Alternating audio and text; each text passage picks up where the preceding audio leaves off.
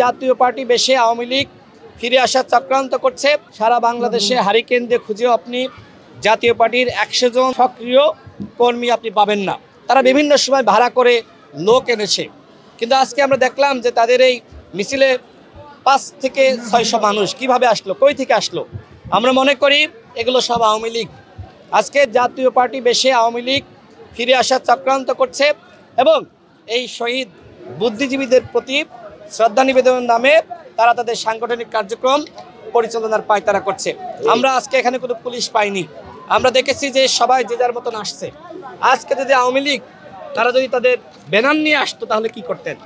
আওয়ামী লীগ তো ঘোষণা দিয়েছিল এর আগে 10 নভেম্বর আসবে এবং 14 ডিসেম্বর 16ই ডিসেম্বর আওয়ামী লীগ শ্রদ্ধা জানাবে, কিন্তু আজকে আওয়ামী লীগ আসতে পারেনি সরাসরি তাদের ব্যানার নিয়ে, যে কারণে ওই জিএম কাদেরের জাতীয় পার্টির ব্যানারে আওয়ামী লীগকে এখানে পাঠিয়েছে।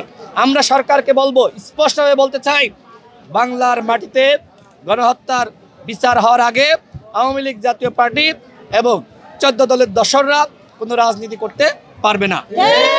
এটি শহীদের রক্তের সাথে বেঈমানি।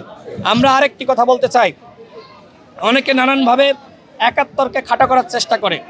24-এর সাথে 71কে গুলিয়ে কেউ কোনোভাবেই আমাদের এই দুটি স্বাধীনতাকে নষ্ট করার চক্রান্ত করবেন না, বিতর্ক সৃষ্টি করার চক্রান্ত করবেন না।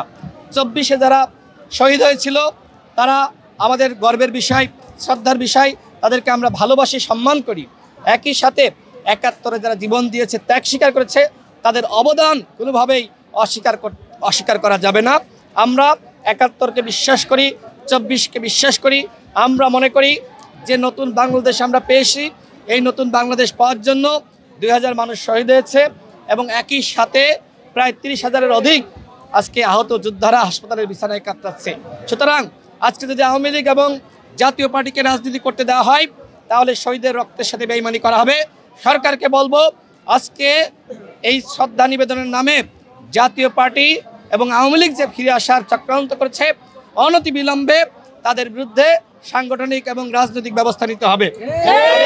সাংগঠনিক কার্যক্রম নিষিদ্ধ করতে হবে, রাজনৈতিক কার্যক্রম নিষিদ্ধ করতে হবে, অন্যথায় শহীদের রক্তের সাথে কিন্তু বেঈমানি করা হবে।